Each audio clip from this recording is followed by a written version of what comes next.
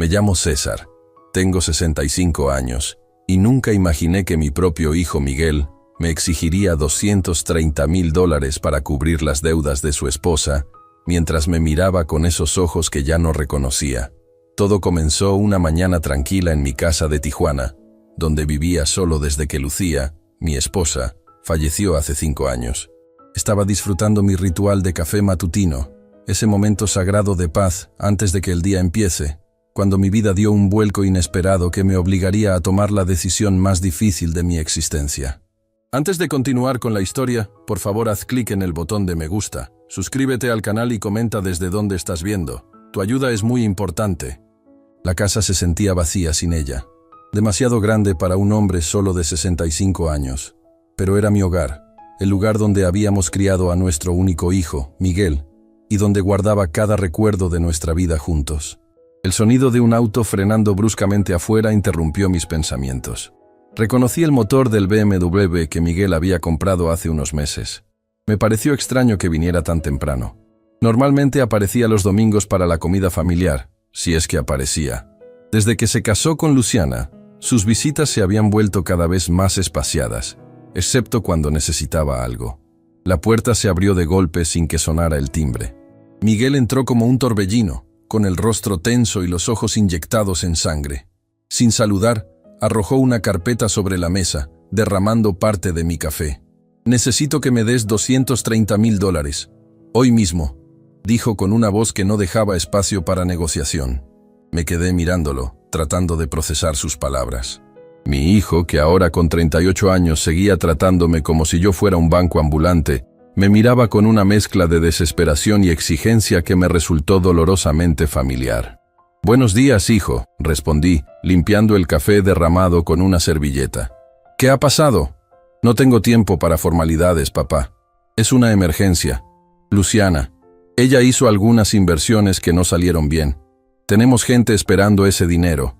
Abrió la carpeta y me mostró extractos bancarios, documentos con números rojos y cartas que parecían amenazantes. «No me decepciones, papá», añadió, usando esa frase que sabía que me golpeaba en lo más profundo. La misma frase que yo había escuchado de mi propio padre cuando no cumplía sus expectativas.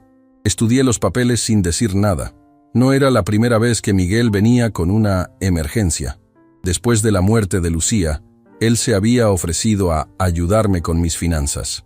Lo que comenzó como pequeños préstamos para sus negocios se convirtió rápidamente en cantidades mayores.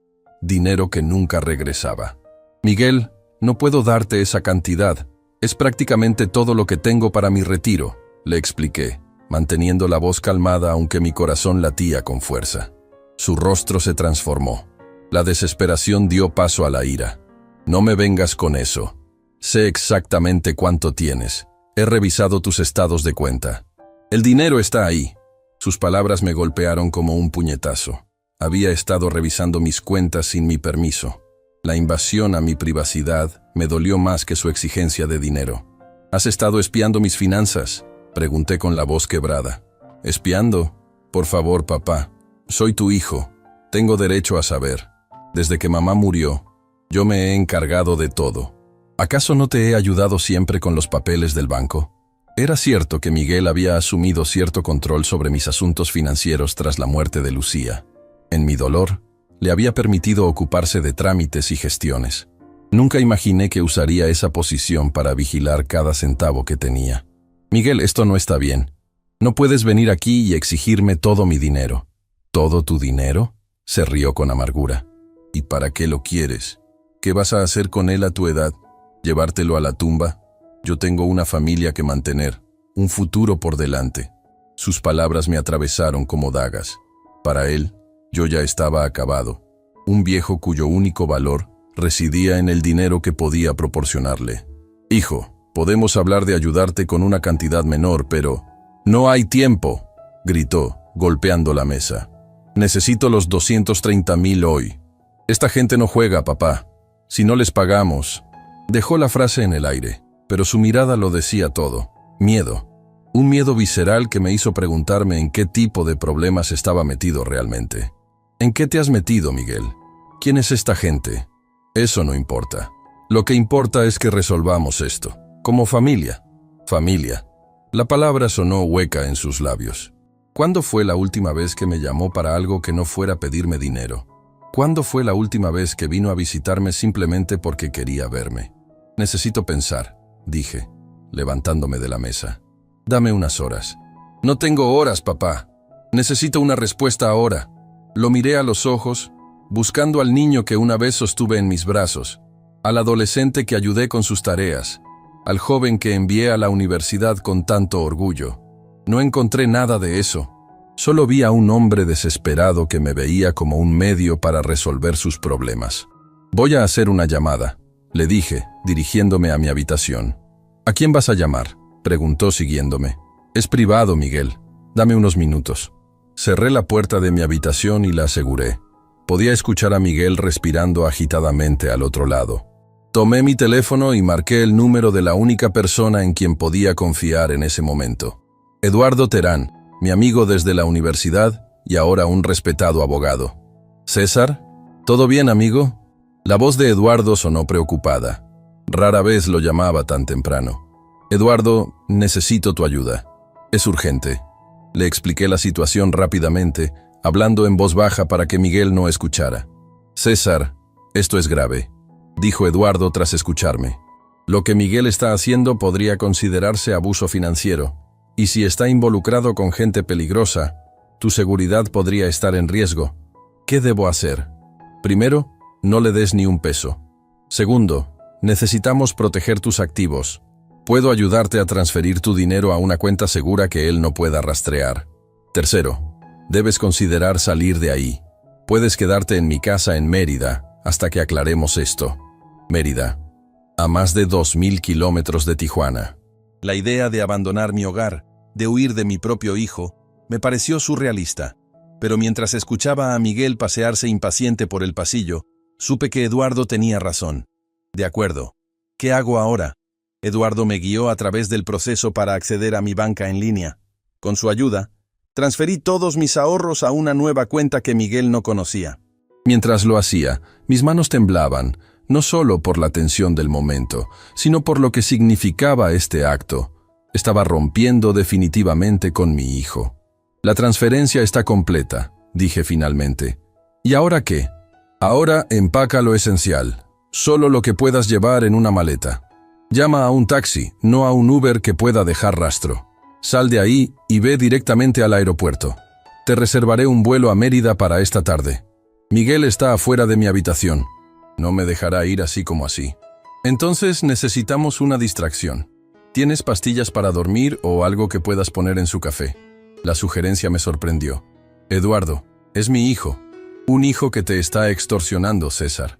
Esto no es normal ni aceptable. Pensé en las pastillas para dormir que tomaba ocasionalmente desde la muerte de Lucía. Media pastilla bastaría para hacer que Miguel se adormeciera lo suficiente para que yo pudiera salir. Tengo algo, respondí. Bien, hazlo. Llámame cuando estés en camino al aeropuerto. Terminé la llamada y respiré profundamente. Lo que estaba a punto de hacer me parecía una pesadilla, pero recordé todas las veces que había cedido ante Miguel, todos los préstamos no devueltos, todas las exigencias satisfechas. Esto tenía que terminar. Saqué una maleta pequeña y metí lo esencial: ropa, medicamentos, mi pasaporte y algunos objetos personales, incluida la fotografía de Lucía que siempre mantenía en mi mesa de noche. Tomé la mitad de una pastilla para dormir de mi botiquín y la trituré hasta convertirla en polvo. Cuando salí de la habitación, Miguel estaba sentado en el sofá, hablando acaloradamente por teléfono. Sí, lo tendré hoy mismo. Mi padre va a cooperar. Te digo que lo hará, colgó al verme. ¿Y bien? ¿Ya tomaste una decisión? Voy a preparar más café, dije, evitando su pregunta. Necesito pensar con claridad. En la cocina, preparé 2 tazas de café. En la suya disolví el polvo de la pastilla. Le entregué la taza y me senté frente a él. Miguel, necesito entender mejor en qué te has metido. Él tomó un sorbo largo de café, ansioso por la cafeína. Ya te lo dije. Luciana hizo algunas inversiones que no salieron bien. ¿Qué tipo de inversiones? Criptomonedas, principalmente. Parecía una oportunidad segura. Tomó otro sorbo grande. El problema es que pidió prestado para invertir más. ¿A quién le pidió prestado? Miguel desvió la mirada. A gente que conoció a través de unos contactos. Ofrecían buenos términos, mejores que los bancos. Prestamistas. Probablemente usureros. La situación era peor de lo que pensaba. ¿Y por qué tengo que pagar yo por los errores de Luciana? «Porque somos familia», exclamó, pero su voz ya sonaba ligeramente arrastrada. La pastilla estaba comenzando a hacer efecto. «Porque siempre me has dicho que la familia se apoya». La familia se apoya, Miguel, pero no así, no con exigencias, no con amenazas. Él intentó levantarse, pero se tambaleó ligeramente. No me estoy sintiendo muy bien. Deberías descansar un poco, sugerí. Podemos seguir hablando cuando estés más calmado. Miguel se recostó en el sofá, sus párpados cada vez más pesados. No te vayas a ningún lado. Tenemos que resolver esto hoy. No me iré, mentí, mientras lo veía luchar contra el sueño. En menos de 10 minutos, estaba profundamente dormido. Me acerqué a él y lo cubrí con una manta. Un último gesto paternal que me pareció tanto un acto de amor como de despedida. Tomé mi maleta, mi chaqueta y las llaves de la casa. Antes de salir, escribí una nota y la dejé sobre la mesa. Miguel, quien está decepcionado soy yo. No me busques. Salí de la casa que había sido mi hogar durante décadas y cerré la puerta sin hacer ruido. El taxi que había llamado ya me esperaba. Mientras subía a él, sentí una mezcla de liberación y profunda tristeza. «Al aeropuerto, por favor», le dije al conductor. Mientras el taxi se alejaba, miré por última vez mi casa. Dejaba atrás no solo un edificio, sino toda una vida. Una vida que ahora sabía que tenía que reconstruir desde cero. Lejos de la persona que más había amado y que más me había herido. Mi propio hijo. En el camino al aeropuerto, llamé a Eduardo. «Voy en camino», le dije. Dejé la casa. «Hiciste lo correcto, César. Esto no es abandono, es autopreservación. Se siente como un fracaso, Eduardo, como si hubiera fallado como padre. No, amigo. El que falló fue él. Tú le diste todo, incluso demasiado. Ahora es tiempo de pensar en ti». Sus palabras resonaron mientras veía pasar las calles de Tijuana por la ventanilla del taxi. Me esperaba un futuro incierto en Mérida, pero por primera vez en muchos años, ese futuro sería mío. Ya no estaría definido por las demandas y manipulaciones de Miguel. Llegué al aeropuerto y compré un boleto para el próximo vuelo a Mérida, que salía en 3 horas. Mientras esperaba, no pude evitar pensar en cómo había llegado a este punto. ¿En qué momento mi relación con Miguel se había deteriorado tanto? ¿Cuándo dejé de ser su padre para convertirme en su cajero automático? Mi teléfono comenzó a sonar. Era Miguel. La pastilla debía haber perdido su efecto más rápido de lo que esperaba. Dejé que sonara hasta que la llamada se cortó. Luego llegaron los mensajes. «¿Dónde estás? Regresa ahora. Esto no es un juego, papá. ¿Qué hiciste con el dinero? Voy a encontrarte. No tienes idea en lo que te estás metiendo». El último mensaje fue el más revelador. «Ellos vendrán por mí si no pago. Y después vendrán por ti». Apagué el teléfono, incapaz de seguir leyendo. El abismo en el que Miguel se había hundido era más profundo de lo que imaginaba. Y ahora intentaba arrastrarme con él. Cuando finalmente abordé el avión a Mérida, me sentí como un fugitivo. Un hombre de 65 años huyendo de su propio hijo. Pero también me sentí, por primera vez en mucho tiempo, como alguien que tomaba las riendas de su vida. Mientras el avión despegaba, cerré los ojos y pensé en Lucía. «Lo siento, mi amor», murmuré. No pude mantener unida a nuestra familia. Pero en el fondo, sabía que Lucía habría entendido. Ella siempre fue más fuerte que yo cuando se trataba de establecer límites con Miguel. «El amor no es permitir todo», solía decirme. A veces, amar es saber decir no. Y finalmente, después de tantos años, había aprendido a decir no. Aunque el precio fuera abandonar mi hogar, mi ciudad y la ilusión de la familia perfecta que siempre quise tener. El vuelo a Mérida duró poco más de 3 horas, pero para mí representó el cruce hacia una nueva vida. Una vida donde ya no sería la sombra de las expectativas de mi hijo, sino César Ramírez, un hombre que finalmente había decidido ponerse en primer lugar. El aeropuerto de Mérida me recibió con un aire diferente al de Tijuana, más húmedo, más cálido, como si la ciudad misma me abrazara. Eduardo me esperaba en la zona de llegadas con una sonrisa preocupada y un abrazo firme. «Amigo, te ves terrible», me dijo mientras tomaba mi pequeña maleta. Me siento peor, respondí con la voz quebrada. Durante el trayecto a su casa, le conté los detalles que no había podido explicarle por teléfono. Le hablé de cómo Miguel había cambiado desde la muerte de Lucía, cómo sus peticiones de dinero se volvieron más frecuentes y más grandes, y cómo gradualmente fue asumiendo el control de mis finanzas. ¿Alguna vez firmaste documentos que no leíste completamente?, me preguntó Eduardo, con ese tono que usan los abogados cuando sospechan algo grave. Muchos, admití. Miguel siempre traía papeles para que firmara, facturas, formularios bancarios, renovaciones de pólizas. Decía que era para ahorrarme problemas. Eduardo negó con la cabeza. Mañana mismo vamos a la delegación. Necesitamos verificar si Miguel ha usado tu identidad para algo más que espiar tus cuentas. La casa de Eduardo era espaciosa y fresca, con un pequeño jardín interior que le daba un aire de oasis. Me asignó una habitación en la planta baja, lejos del bullicio de la calle. «Descansa», me dijo. «Mañana será un día largo». Esa noche apenas pude dormir. Mi teléfono, que había vuelto a encender, no paraba de sonar con llamadas y mensajes de Miguel. Los ignoré todos, pero cada notificación era como un pequeño puñal que me recordaba que estaba huyendo de mi propio hijo. A la mañana siguiente, Eduardo me llevó a la Fiscalía especializada en delitos financieros.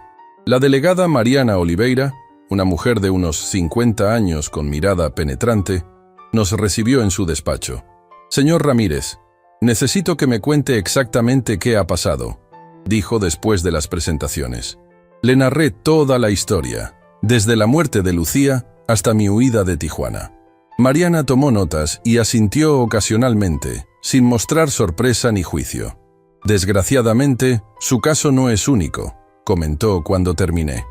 «El abuso financiero dentro de la familia es mucho más común de lo que la gente piensa, especialmente contra personas mayores». «No me considero una persona mayor», protesté débilmente. Ella sonrió con amabilidad. «Por supuesto que no. Pero para la ley, las personas de más de 60 años tienen protecciones especiales contra este tipo de abusos». Eduardo intervino. «¿Podría verificar si hay cuentas o préstamos a nombre de mi amigo que él desconozca?». «Por supuesto. Necesitaré su identificación y algunos datos personales». Durante las siguientes 2 horas, Mariana realizó llamadas y consultó bases de datos. Cada minuto que pasaba, la expresión de su rostro se volvía más sombría. Finalmente, giró su monitor hacia nosotros. «Señor Ramírez, lamento informarle que hemos encontrado múltiples cuentas bancarias y solicitudes de crédito a su nombre que usted no abrió. Su hijo ha estado utilizando su identidad para obtener préstamos que nunca tuvo intención de pagar. Sentí que el suelo se abría bajo mis pies. ¿Cuánto? En total, las deudas ascienden a casi $350,000, sin contar intereses y recargos». Eduardo me sujetó por el hombro mientras yo intentaba procesar la magnitud del fraude. «¿Qué podemos hacer?», preguntó. «Presentar una denuncia formal por fraude y usurpación de identidad. Con su autorización, emitiremos alertas a todas las instituciones financieras para que no se autoricen más créditos a su nombre, y comenzaremos el proceso para deslindar su responsabilidad de estas deudas». «¿Tendré que denunciar a mi propio hijo?». Mi voz sonaba distante, como si perteneciera a otra persona. Mariana me miró con compasión. «Señor Ramírez, entiendo lo difícil que es esto, pero si no lo denuncia, usted será responsable de todas estas deudas. Perderá todo lo que tiene y posiblemente lo que le queda por ganar». Eduardo añadió: «César, recuerda los mensajes. Miguel está metido con gente peligrosa. Esto ya no es solo sobre dinero, es sobre tu seguridad». Miré la pantalla donde se mostraban todas las deudas acumuladas a mi nombre. Préstamos personales, tarjetas de crédito, incluso una hipoteca sobre mi propia casa que yo nunca había solicitado. «Está bien», dije finalmente. «Presentaré la denuncia». Los siguientes días fueron un torbellino de declaraciones, firmas y visitas a bancos. Eduardo nunca se apartó de mi lado, guiándome a través del laberinto burocrático que implicaba demostrar que yo era víctima y no cómplice. Una semana después de mi llegada a Mérida, estaba sentado en el jardín de Eduardo cuando su ama de llaves me informó que tenía visita. Una mujer joven, elegantemente vestida pero con ojeras pronunciadas, esperaba en la sala. Al verla, la reconocí inmediatamente. Luciana, dije, sorprendido de ver a mi nuera a más de 2000 kilómetros de donde la había visto por última vez. Don César, respondió ella, con la voz temblorosa, necesito hablar con usted. Le indiqué que se sentara y le ofrecí un vaso de agua, que aceptó con manos visiblemente temblorosas. ¿Cómo me encontraste?, pregunté. Su amigo, el señor Terán, dejó su dirección en los registros del juzgado. Miguel no sabe que estoy aquí, añadió rápidamente. Eduardo, que había entrado silenciosamente en la habitación, nos observaba con cautela. ¿Qué quieres, Luciana? Ella respiró profundamente. Quiero que sepa toda la verdad. Los 230.000 que Miguel le pidió no son por inversiones mías. Nunca existieron tales inversiones. Entonces, es por deudas de juego. Miguel ha estado apostando fuerte durante los últimos 3 años. Al principio ganaba, pero luego comenzó a perder. Grandes cantidades. Cada palabra era como una confirmación de mis peores temores. ¿Y los prestamistas? ¿Son reales? Muy reales, respondió, frotándose inconscientemente el antebrazo, donde pude notar un moretón parcialmente cubierto por la manga de su blusa. Y la deuda no es de 230.000 ya, es mucho más. ¿Cuánto? Casi $500.000. Eduardo soltó una maldición en voz baja. Yo simplemente me quedé inmóvil, incapaz de comprender la magnitud del desastre. ¿Por qué has venido a decirme esto, Luciana?, pregunté finalmente. Ella levantó la mirada, con los ojos llenos de lágrimas. Porque Miguel les dijo a estos hombres que usted pagaría. Les dijo que usted tenía dinero y propiedades, que si él no podía pagar, ellos podían cobrarle a usted. ¿Les dio mi información? Les dio todo. Su dirección, sus datos bancarios. Incluso les mostró escrituras de su casa como garantía. La rabia me invadió como nunca antes. Una cosa era que Miguel me pidiera dinero, incluso que usurpara mi identidad. Pero ofrecerme como garantía a criminales era cruzar una línea que nunca imaginé que mi hijo traspasaría. ¿Tú sabías de todo esto?, le pregunté a Luciana. Al principio no. Cuando lo descubrí, intenté detenerlo. Se levantó la manga para mostrar completamente el moretón. Así respondió. Eduardo se acercó. Luciana, ¿estás dispuesta a declarar todo esto ante las autoridades? Ella dudó por un momento. Si lo hago, Miguel irá a la cárcel. Si no lo haces, don César podría terminar arruinado o peor, replicó Eduardo. Luciana me miró directamente. Nunca quise que las cosas llegaran a este punto, don César. Yo amaba a su hijo, pero el hombre con el que me casé ya no existe. Lo he perdido en las mesas de juego y las deudas. Su dolor parecía genuino, y me recordó al mío propio.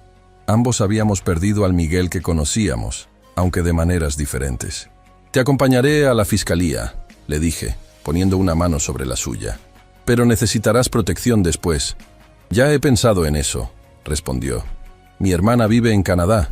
Me iré con ella en cuanto haga mi declaración. Eduardo arregló una reunión con Mariana Oliveira para esa misma tarde. La declaración de Luciana proporcionó a las autoridades los nombres de los prestamistas y detalles específicos sobre las actividades de Miguel que yo desconocía. Cuando terminamos, la delegada nos informó que tenían suficientes pruebas para emitir una orden de arresto contra mi hijo por fraude, falsificación de documentos y extorsión. Lo detendremos en las próximas 48 horas, nos aseguró. Mientras tanto, ambos deben permanecer en lugares seguros. Esa noche, después de que Luciana se fuera a un hotel bajo protección policial, me senté en el jardín de Eduardo con una taza de té. La luna iluminaba las plantas con una luz plateada que me recordaba a las noches en que solía sentarme con Lucía en nuestro pequeño patio en Tijuana. ¿En qué piensas?, preguntó Eduardo, uniéndose a mí con una copa de brandy. ¿En cómo llegamos a esto? ¿Sabes? Siempre quise darle a Miguel todo lo que yo no tuve. Mi padre era un hombre duro, tacaño con el dinero y con el afecto. Juré que yo sería diferente. Eduardo asintió comprendiendo. Tal vez fui demasiado diferente. Continué. Nunca le puse límites. Siempre cedí. Cuando pedía juguetes, se los compraba. Cuando quería un auto más caro que el de sus amigos, se lo conseguía. Cuando empezó a pedirme préstamos para sus negocios, nunca exigí ver resultados. No te culpes, César. Miguel tomó sus propias decisiones. Como padre, debí enseñarle mejor. Como hijo adulto, debió saber comportarse mejor, rebatió Eduardo. Tiene 38 años, no 18. Hace mucho que dejó de ser tu responsabilidad. Guardamos silencio por un momento, cada uno perdido en sus pensamientos. ¿Qué harás ahora?, preguntó finalmente Eduardo. No lo sé. No puedo volver a Tijuana, no mientras esos prestamistas me busquen. Y mi casa... Me detuve, recordando la hipoteca fraudulenta. Supongo que ya ni siquiera es mía.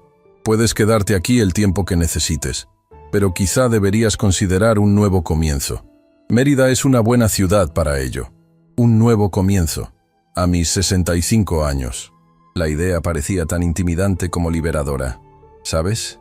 Lucía siempre quiso vivir cerca del mar, comenté. Decía que en nuestra vejez nos mudaríamos a una casita con vista al océano. Nunca llegamos a hacerlo. Nunca es tarde, dijo Eduardo, levantando su copa en un pequeño brindis. Esa noche dormí profundamente por primera vez desde mi llegada a Mérida. A la mañana siguiente, me despertó el timbre de mi teléfono. Era Mariana Oliveira. Buenos días, señor Ramírez. Tengo noticias que debe conocer. ¿Detuvieron a Miguel? Sí, anoche en Tijuana. Estaba intentando vender su casa, la de usted. Sentí un nudo en el estómago. ¿Y cómo está él? Hubo una pausa al otro lado de la línea. No mostró remordimiento, señor Ramírez.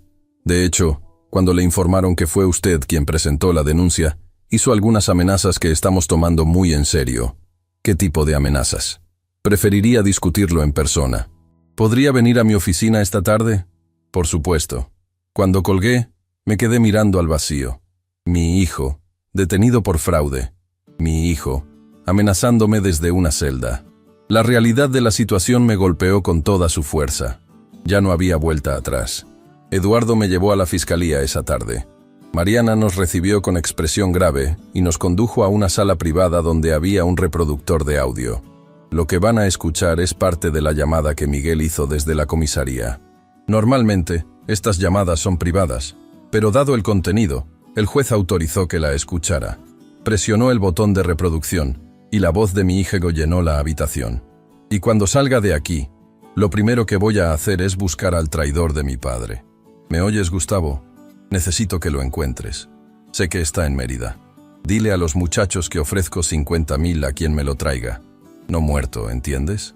Lo necesito vivo para que firme unos papeles. Después ya veremos. Mariana detuvo la grabación. Hay más, pero creo que entiende la gravedad del asunto. Me sentía entumecido. Mi propio hijo poniendo precio a mi cabeza. Esto es ventajoso para nuestro caso, explicó Mariana. Estas amenazas, sumadas al fraude y la usurpación de identidad, garantizan que Miguel permanecerá en prisión preventiva sin derecho a fianza. Pero también significa que usted necesita protección. ¿Qué sugiere?, preguntó Eduardo. Por ahora, que el señor Ramírez cambie de residencia. No debería quedarse en su casa, abogado Terán. Es el primer lugar donde lo buscarán. También recomendaría un cambio de identidad temporal, hasta que el juicio concluya. ¿Cambiar mi identidad? La idea me pareció extrema. Solo temporalmente. Un nuevo nombre, una nueva dirección. La fiscalía puede arreglarlo como parte del programa de protección a testigos. Eduardo y yo nos miramos. La situación había escalado a un nivel que ninguno de los dos anticipó. De acuerdo, accedí finalmente. Haré lo que sea necesario. Al salir de la fiscalía, el sol de la tarde bañaba las calles de Mérida con una luz dorada. Observé a las personas caminar, hablar, reír, vivir sus vidas normales. Me pregunté si algún día volvería a sentir esa normalidad. ¿En qué piensas?, preguntó Eduardo mientras caminábamos hacia su auto.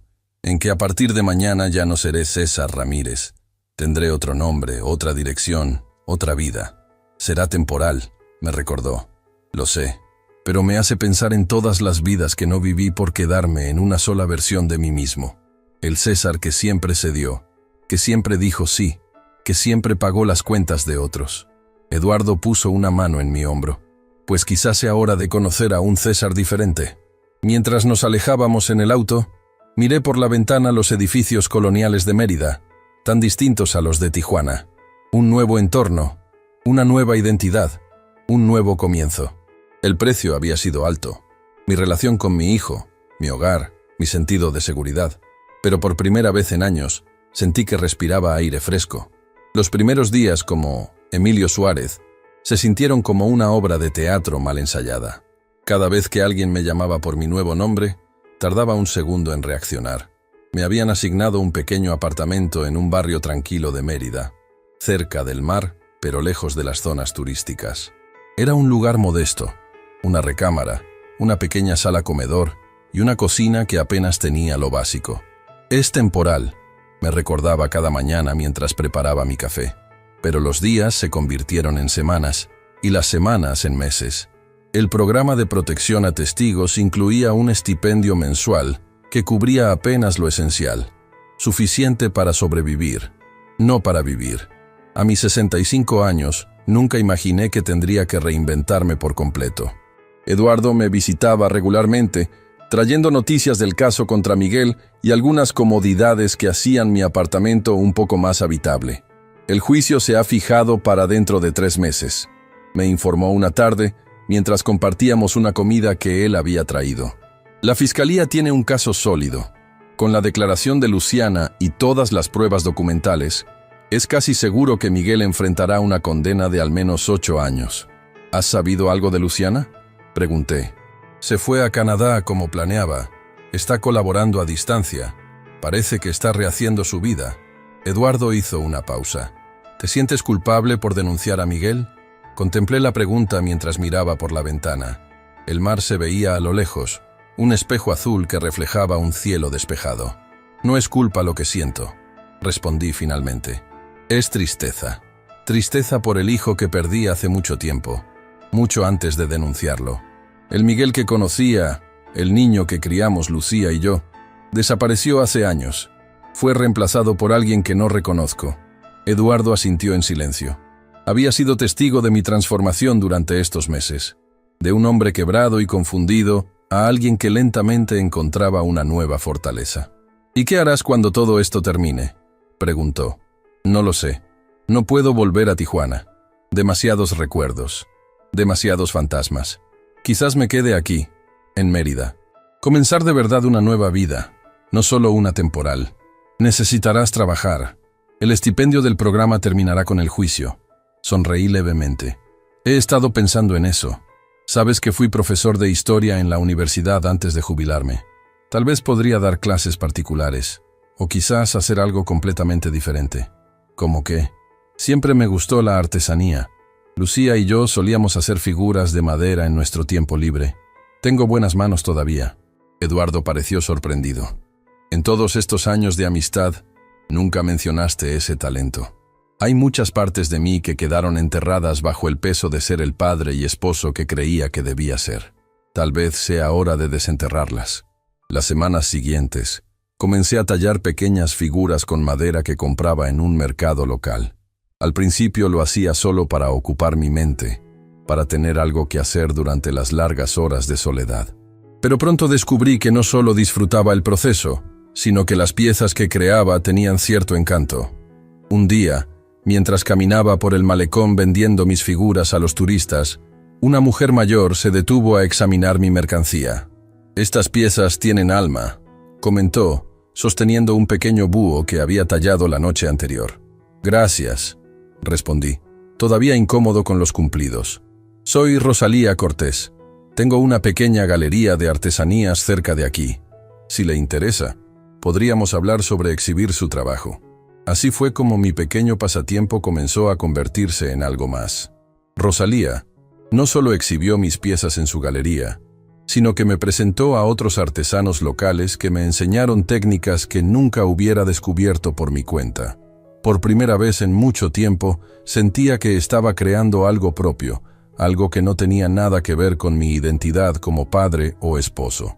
Un jueves por la tarde, mientras trabajaba en un encargo especial para la galería, recibí la visita de Mariana Oliveira. Su expresión era seria, como siempre, pero había algo más en sus ojos. «Señor Ramírez, tengo noticias importantes», dijo después de que la invité a sentarse. «Hemos descubierto que su hijo ha estado intentando contactar a personas desde la prisión. Personas peligrosas». Sentí un escalofrío recorrer mi espalda. «¿Para buscarme?» «Sí, pero hay más. Parece que Miguel no solo estaba endeudado con prestamistas comunes. Algunas de sus deudas son con personas vinculadas al crimen organizado. ¿Carteles?». Mariana asintió gravemente. «Un grupo menor, pero no por eso menos peligroso. Miguel les ofreció propiedades a su nombre como garantía, propiedades que por supuesto no le pertenecen y que ahora están bajo investigación por el fraude. ¿Estoy en peligro? Por ahora está seguro. Hemos interceptado todas las comunicaciones de Miguel y estamos monitoreando a sus contactos conocidos. Pero hay otra complicación. ¿Cuál? Miguel ha contratado a un nuevo abogado. Muy caro, muy bueno.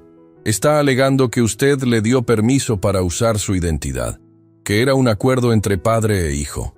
La audacia de mi hijo no dejaba de sorprenderme. Eso es completamente falso. Lo sabemos, pero están tratando de crear dudas. Si consiguen que un juez crea que hubo consentimiento, podrían reducir significativamente su condena. ¿Qué puedo hacer? Necesitaremos que testifique en el juicio, en persona. No será fácil y significará enfrentarse a Miguel directamente, pero es la única forma de asegurar que se haga justicia. La idea de ver a Miguel, de enfrentarlo en un tribunal, me provocaba una mezcla de miedo y algo que no pude identificar inmediatamente. ¿Anticipación? ¿Resolución? Quizás era simplemente la sensación de que finalmente se cerraría un capítulo doloroso. «Lo haré», dije firmemente. Mariana me miró con aprobación. «El juicio comienza en 3 semanas. Prepararemos todo para garantizar su seguridad». Después de que Mariana se marchó, me quedé contemplando la pieza de madera en la que había estado trabajando. Era una figura de un hombre mayor de pie, erguido y firme, mirando hacia adelante. La había comenzado sin un plan claro, pero ahora veía lo que mi subconsciente había estado creando. Una representación de mí mismo, no como la víctima que había sido, sino como el hombre que estaba empezando a ser. Las 3 semanas antes del juicio pasaron rápidamente. Dividía mi tiempo entre preparar mi testimonio con el equipo de fiscales y trabajar en mis artesanías, que se habían convertido en mi ancla a la cordura. Eduardo me visitaba casi diariamente, preocupado por mi estado mental ante la proximidad del enfrentamiento con Miguel. «No tienes que hacerlo si no te sientes preparado», me dijo una noche mientras cenábamos en mi pequeño apartamento. «Tengo que hacerlo, Eduardo. No solo por justicia, sino por mí mismo. Necesito mirar a Miguel a los ojos y mostrarle que ya no me controla, que ya no puede manipularme». Eduardo me observó por un momento. «Has cambiado, amigo». ¿Para bien o para mal? Definitivamente para bien. Estás más fuerte, más centrado. Es como si finalmente te hubieras encontrado a ti mismo. Sus palabras me conmovieron profundamente porque sabía que eran ciertas. En estos meses de exilio forzado, había descubierto partes de mí mismo que habían estado dormidas por décadas. La soledad, que al principio me aterrorizaba, se había convertido en una compañera que me permitía escuchar mis propios pensamientos, mis propios deseos, sin la interferencia constante de las expectativas ajenas. También había comenzado a asistir a terapia, algo que nunca consideré en mi vida anterior. La doctora González, una mujer de mediana edad con una sabiduría tranquila, me ayudaba a navegar por el complejo laberinto de emociones que surgían al enfrentar la traición de mi hijo y mi propio papel en nuestra dinámica disfuncional. El abuso financiero es una forma de violencia, me explicó en una de nuestras sesiones. Y como cualquier forma de violencia, deja cicatrices, algunas visibles, otras no tanto. Nunca lo vi como violencia, admití. Siempre pensé que simplemente estaba ayudando a mi hijo. Esa es parte de la trampa. Los abusadores financieros son expertos en hacer que sus víctimas sientan que ellas son las que fallan si no proporcionan el dinero que se les exige. Estas conversaciones me ayudaron a comprender que lo que había experimentado tenía nombre, tenía estructura, y que no era el único que había pasado por algo así. Lentamente, la vergüenza que sentía por haber fallado como padre fue reemplazada por una comprensión más clara de la dinámica que había permitido el abuso. El día del juicio llegó con un amanecer espectacular sobre el mar de Mérida. Me vestí con un traje que Eduardo me había ayudado a elegir, sobrio pero digno, y me preparé mentalmente para lo que vendría. El juzgado era un edificio imponente en el centro de la ciudad. Fui escoltado por 2 agentes de la fiscalía que me llevaron por una entrada lateral para evitar posibles riesgos. En una pequeña sala de espera, Mariana me dio las últimas instrucciones. Mantenga la calma, responda solo lo que le pregunten y recuerde, usted es la víctima aquí, no tiene nada de qué avergonzarse. Cuando finalmente entré a la sala del tribunal, lo primero que vi fue a Miguel, sentado junto a su abogado. Llevaba un traje gris que nunca le había visto antes y tenía un aspecto más delgado, más duro. Nuestras miradas se cruzaron por un instante, y lo que vi en sus ojos me heló la sangre. No había arrepentimiento, solo un frío cálculo y quizás un destello de odio. El proceso de testimonio fue agotador. Durante horas, respondí preguntas del fiscal, detallando cada préstamo no devuelto, cada documento que firmé sin leer completamente, cada manipulación emocional. El abogado de Miguel intentó desacreditarme, sugiriendo que yo había consentido todo, que era un acuerdo tácito entre nosotros, que simplemente me había arrepentido cuando la cantidad se volvió demasiado grande. ¿No es cierto, señor Ramírez, que usted siempre cedió a las peticiones financieras de su hijo a lo largo de los años?, preguntó el abogado defensor, un hombre de aspecto pulcro, con una sonrisa que no llegaba a sus ojos. Sí, es cierto, admití. Cedí muchas veces porque amaba a mi hijo y quería ayudarlo, pero nunca consentí que usara mi identidad para obtener préstamos fraudulentos, nunca accedí a que hipotecara mi casa sin mi conocimiento, y ciertamente nunca acepté que me ofreciera como garantía ante prestamistas criminales. ¿Puede probar que no dio su consentimiento verbal para estas transacciones? ¿Puede su cliente probar que sí lo hice?, repliqué, sorprendiéndome a mí mismo con mi firmeza. El momento más difícil llegó cuando me pidieron que identificara a Miguel como el responsable de los fraudes. Miré directamente a mi hijo, y con una voz clara que no tembló dije, sí, fue Miguel Ramírez, mi hijo, quien falsificó mi firma en múltiples documentos, quien usurpó mi identidad para obtener préstamos fraudulentos, y quien intentó vender mi casa sin mi consentimiento. Miguel no mostró emoción alguna, pero noté que apretaba los puños bajo la mesa. Cuando finalmente pude abandonar el estrado, sentí como si me hubieran quitado un peso enorme de los hombros. Había dicho la verdad, toda la verdad, sin filtros ni concesiones. Por primera vez en mi vida, había priorizado mi bienestar sobre la imagen de familia perfecta que tanto había intentado mantener. Los días siguientes, mientras el juicio continuaba con otros testigos y evidencias, me dediqué a mis artesanías con renovada energía. Cada golpe de cincel, cada lijado, cada pieza terminada, era un acto de afirmación.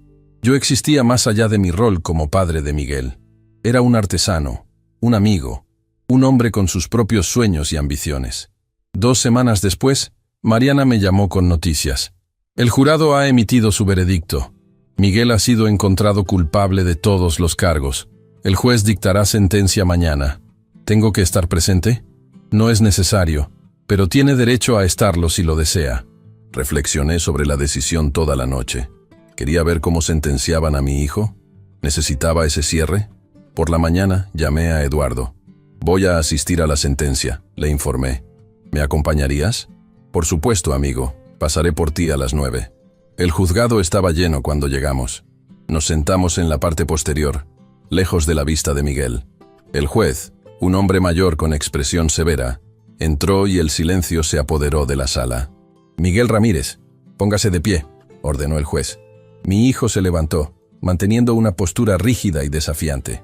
Este tribunal lo ha encontrado culpable de fraude, falsificación de documentos, usurpación de identidad y extorsión.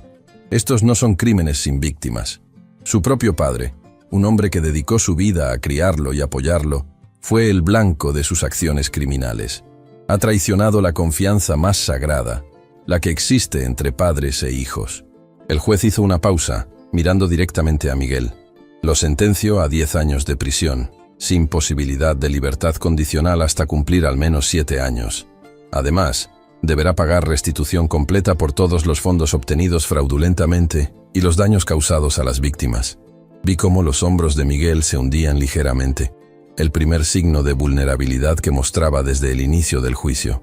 Este tribunal también emite una orden de restricción permanente que le prohíbe contactar directa o indirectamente a César Ramírez. Cualquier intento de comunicación o acercamiento resultará en cargos adicionales. Cuando el juez golpeó su martillo, sentí una extraña mezcla de emociones. No alegría, ciertamente no satisfacción, pero sí un profundo alivio. Un capítulo doloroso de mi vida llegaba a su fin. Mientras los guardias escoltaban a Miguel fuera de la sala, nuestras miradas volvieron a encontrarse por un breve momento. Esta vez, creí ver un destello de algo diferente en sus ojos. ¿Resignación? ¿Remordimiento? No estaba seguro. Quizás nunca lo estaría. Al salir del juzgado, el sol de Mérida me recibió con su cálido abrazo. Eduardo puso una mano en mi hombro. ¿Cómo te sientes? Respiré profundamente, saboreando el aire salado que venía del mar. Libre, respondí. Me siento libre. Y era verdad. Por primera vez en muchos años, el futuro no parecía una extensión de obligaciones y expectativas, sino un lienzo en blanco esperando a ser tallado, como las piezas de madera con las que ahora daba forma a mi nueva vida.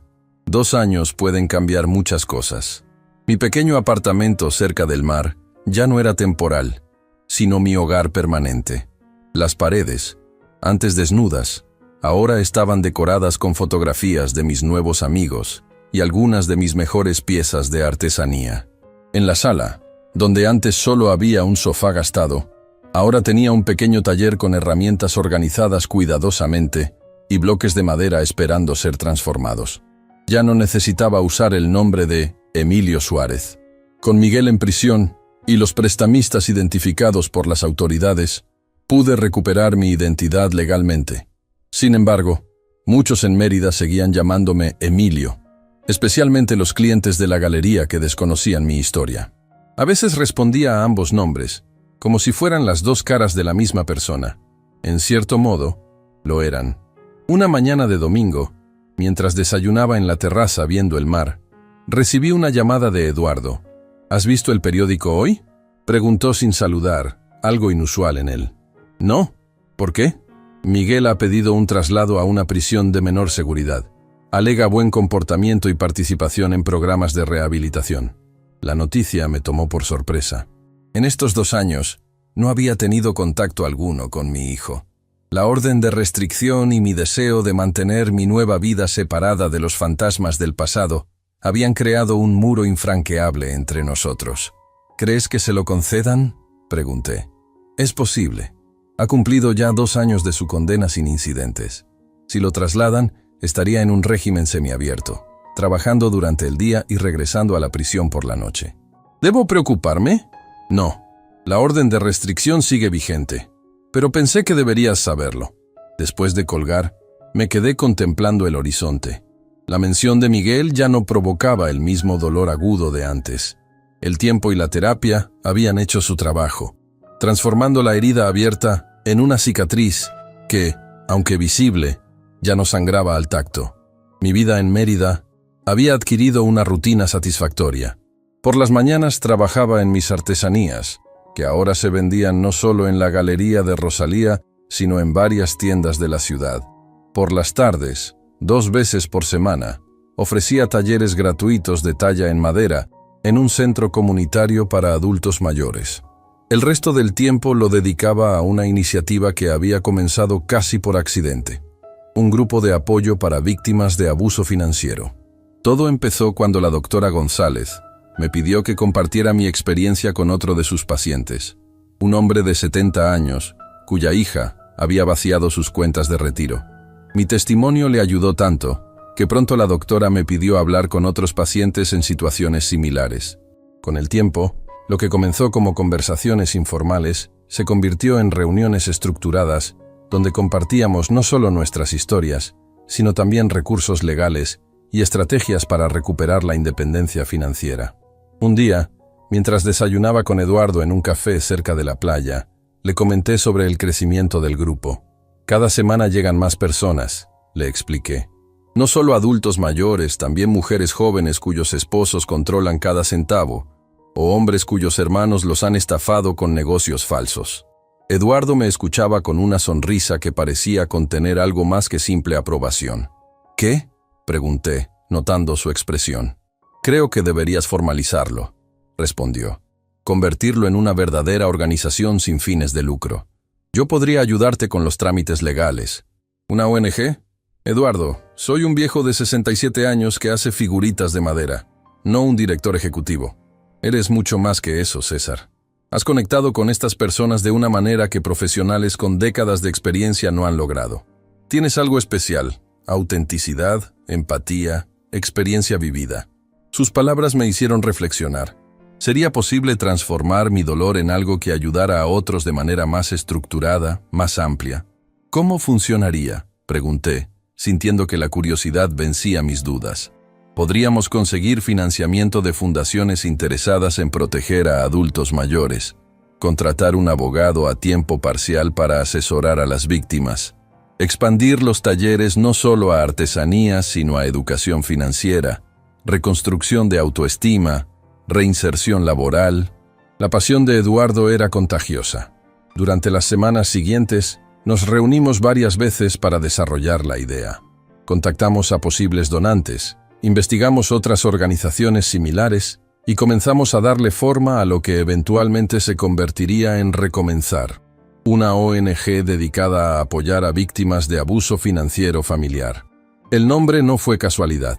Para mí, esa palabra encerraba todo el proceso que había vivido. Dejar atrás no solo el abuso, sino también las creencias limitantes y los patrones autodestructivos que lo habían permitido. 6 meses después de esa conversación en el café, Recomenzar abrió sus puertas en un pequeño local cerca del centro de Mérida.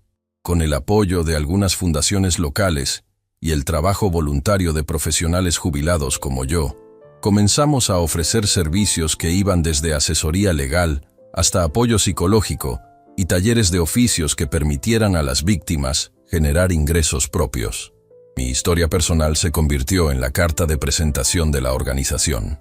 Al principio me resultaba incómodo hablar públicamente sobre lo sucedido con Miguel, pero con el tiempo comprendí que mi vulnerabilidad era precisamente lo que conectaba con quienes nos buscaban.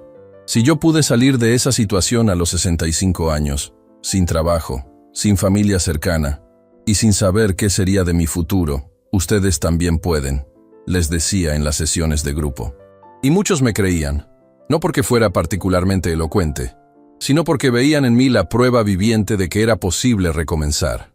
Una tarde, mientras ordenaba algunos documentos en la oficina de Recomenzar, recibí una visita inesperada. Mariana Oliveira, la delegada que había llevado el caso contra Miguel, entró con su habitual expresión seria pero amable. «Señor Ramírez, disculpe que venga sin avisar. Por favor, llámeme César. Después de todo lo que hizo por mí, creo que podemos dejar las formalidades». Ella sonrió levemente. «César, entonces. Vengo a informarle personalmente que el traslado de Miguel a la prisión de mínima seguridad ha sido aprobado. Comenzará a trabajar en un programa de jardinería urbana a partir de la próxima semana». Asentí, procesando la información. ¿Debo tomar alguna precaución especial? El sistema penitenciario está al tanto de la orden de restricción. Miguel no podrá acercarse a menos de 1 kilómetro de su residencia o lugar de trabajo. Además, estará supervisado en todo momento durante sus salidas. Entiendo. Gracias por informarme personalmente. Mariana pareció dudar un momento antes de continuar. Hay algo más. Miguel ha comenzado a escribir cartas dirigidas a usted. La prisión las ha retenido debido a la orden de restricción, pero legalmente están obligados a informarle de su existencia. Mi corazón dio un vuelco. ¿Cartas? ¿Qué dicen? No las he leído personalmente, pero me informan que son reflexivas. No contienen amenazas ni solicitudes de dinero. Según el psicólogo de la prisión, parecen ser parte de su proceso de rehabilitación. ¿Puedo leerlas? Si usted lo desea, puede solicitar que se las entreguen. Tendría que firmar un documento indicando que acepta recibirlas, a pesar de la orden de restricción. Después de que Mariana se marchó, me senté frente a la ventana de mi oficina, observando a las personas que pasaban por la calle. Familias, parejas, ancianos caminando lentamente con sus bastones. Vidas normales, vidas que seguían su curso sin el peso de las traiciones familiares que yo había experimentado. Quería leer lo que Miguel tenía que decirme. ¿Estaba preparado para abrir esa puerta nuevamente? Consulté con la doctora González en nuestra siguiente sesión. «No hay respuesta correcta o incorrecta, César», me dijo. «La pregunta es, ¿qué necesitas tú para tu propio proceso? No se trata de lo que Miguel necesite o quiera, sino de lo que te ayude a sanar». Esa noche, mientras tallaba una nueva pieza en mi apartamento, pensé en Lucía. ¿Qué me aconsejaría ella? Siempre fue más sabia que yo en cuestiones emocionales, más intuitiva para detectar las manipulaciones de Miguel. No puedes salvar a alguien que no quiere ser salvado, me había dicho una vez, años atrás, cuando Miguel estaba en la universidad y ya mostraba signos de sus problemas con el dinero. Pero tampoco podía negar que una parte de mí sentía curiosidad. ¿Habría cambiado realmente Miguel? Estaría reflexionando sobre sus acciones, sobre el daño que había causado. Finalmente, una semana después, solicité recibir las cartas. Llegaron 3 días más tarde en un sobre oficial de la prisión. Eran 5 en total, escritas durante los últimos 6 meses. Me senté en mi terraza con una taza de café y comencé a leerlas, preparado para cualquier cosa: manipulación, falso arrepentimiento, incluso nuevas formas de extorsión emocional. Lo que encontré fue algo diferente. Las cartas no contenían disculpas explícitas ni peticiones de perdón. Eran más bien reflexiones, a veces inconexas, sobre la vida de Miguel en prisión, sobre los programas de rehabilitación en los que participaba y sobre sus pensamientos acerca de su infancia y nuestra relación. A veces pienso en el abuelo Roberto, escribía en una de ellas, en cómo trataba a todos como si fueran sus empleados, incluso a ti. Recuerdo cuando te llamaba inútil, si no podías darle el dinero que te pedía para sus negocios. Juré que nunca sería como él, y ahora me doy cuenta de que repetí exactamente el mismo patrón contigo. En otra carta mencionaba, el terapeuta dice que tengo un trastorno de adicción al juego. Al principio no lo creía, pensaba que solo era mala suerte, que la próxima apuesta sería la ganadora que arreglaría todo. Ahora entiendo que nunca fue sobre el dinero, sino sobre la emoción, el riesgo, la sensación de control que desaparecía en cuanto salía del casino. La carta más reciente, fechada apenas un mes atrás, contenía un pasaje que me dejó pensando durante días. No te pido perdón porque no creo merecerlo. Lo que hice no tiene justificación. Solo quiero que sepas que estoy trabajando para entender por qué me convertí en la persona que te hizo tanto daño. No para excusarme, sino para asegurarme de no volver a hacerlo nunca más, con nadie. Guardé las cartas en un cajón de mi escritorio, sin responderlas. No porque no tuviera nada que decir, sino porque necesitaba tiempo para procesar mis propios sentimientos. La ira, que había sido mi compañera durante tanto tiempo, comenzaba a ceder espacio a algo más complejo. Una mezcla de tristeza por lo que pudimos haber sido como familia y aceptación de lo que realmente éramos. Los meses siguientes estuvieron llenos de actividad. Recomenzar creció más rápido de lo que habíamos anticipado. Abrimos una segunda oficina en Cancún y comenzamos a recibir invitaciones para dar charlas en otras ciudades de México. Mi historia personal, junto con las de otros sobrevivientes de abuso financiero, se convirtió en un poderoso testimonio que resonaba con muchas personas. En una de estas charlas, en un auditorio universitario lleno de estudiantes de trabajo social y psicología, una joven levantó la mano durante el turno de preguntas. Señor Ramírez, ¿ha perdonado a su hijo? La pregunta, directa y sincera, me tomó por sorpresa. El público guardó silencio, esperando mi respuesta. El perdón es un proceso, no un evento, comencé, buscando las palabras adecuadas. No es algo que sucede de la noche a la mañana, especialmente cuando la herida ha sido tan profunda. Hice una pausa, consciente de que mi respuesta podría ser importante para muchos de los presentes. No romanticemos el perdón, continué. No es un borrado mágico del pasado, ni implica permitir que el abuso continúe. Para mí, ha significado aceptar lo que sucedió, entender que no fue mi culpa y liberarme de la carga emocional de seguir alimentando el resentimiento. La joven asintió, pero parecía esperar algo más concreto. ¿Eso significa que sí lo ha perdonado?, insistió. Sonreí levemente. Significa que estoy en paz, que he dejado de preguntarme qué hice mal como padre, o cómo podría haber evitado lo que pasó. Significa que he dejado de definirme a mí mismo a través del dolor que me causó mi hijo. Si eso es perdón, entonces sí, lo he perdonado. Esa noche, de regreso en mi apartamento, saqué nuevamente las cartas de Miguel y las releí. Habían llegado algunas más en los últimos meses, todas en un tono similar, reflexivo, sin expectativas, casi como un diario personal que casualmente estaba dirigido a mí. Tomé un papel y un bolígrafo, y por primera vez en casi 3 años, escribí a mi hijo: Miguel, he leído tus cartas. No puedo decir que borran lo sucedido, ni que restauran la confianza que se quebró, pero reconozco tu esfuerzo por entender tus acciones y asumir la responsabilidad por ellas. Mi vida ha cambiado. He fundado una organización llamada Recomenzar, que ayuda a personas que han pasado por situaciones similares a la mía. A veces pienso que, de una manera retorcida, lo que ocurrió entre nosotros me llevó a encontrar un propósito que nunca hubiera descubierto de otra forma. No sé si algún día volveremos a tener una relación, ni cómo sería esa relación si llegara a existir. Por ahora, solo puedo ofrecerte esto. Estoy dispuesto a leer lo que escribas y a responderte cuando sienta que tengo algo que decir. César. Era poco, quizás demasiado poco después de tanto daño, pero era honesto, y la honestidad era el único terreno sobre el cual podría construirse algo, si es que alguna vez había algo que construir. Un año más tarde, mientras preparaba mi presentación para una conferencia nacional sobre abuso financiero, recibí una llamada de Eduardo. ¿Has visto las noticias? Miguel ha sido trasladado al programa de libertad anticipada. Trabajará tiempo completo en los jardines municipales y solo deberá reportarse a la prisión los fines de semana. Lo sé, respondí tranquilamente. Me lo mencionó en su última carta. Eduardo guardó silencio por un momento, claramente sorprendido de que estuviera en contacto con Miguel. ¿Estás bien con eso? Estoy en paz con eso, respondí, usando las mismas palabras que había dicho en aquella conferencia. Y era verdad. A mis 67 años, había aprendido que la vida rara vez se ajusta a nuestras expectativas o a nuestros planes. A veces nos arrebata lo que más valoramos, y otras veces nos ofrece regalos inesperados en los lugares más improbables. Aquella exigencia de Miguel, aquellos $230,000 que me pidió aquella mañana en Tijuana, resultó ser el precio de mi libertad.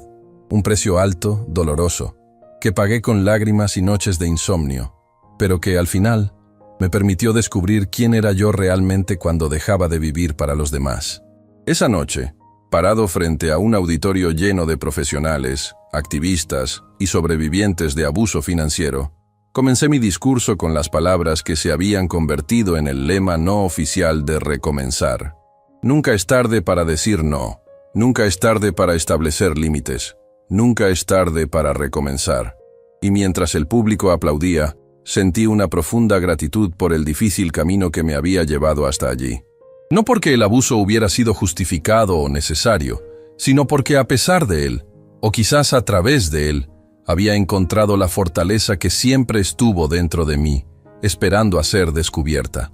Si mi historia te ha conmovido, no olvides suscribirte a nuestro canal para conocer más testimonios reales como el mío.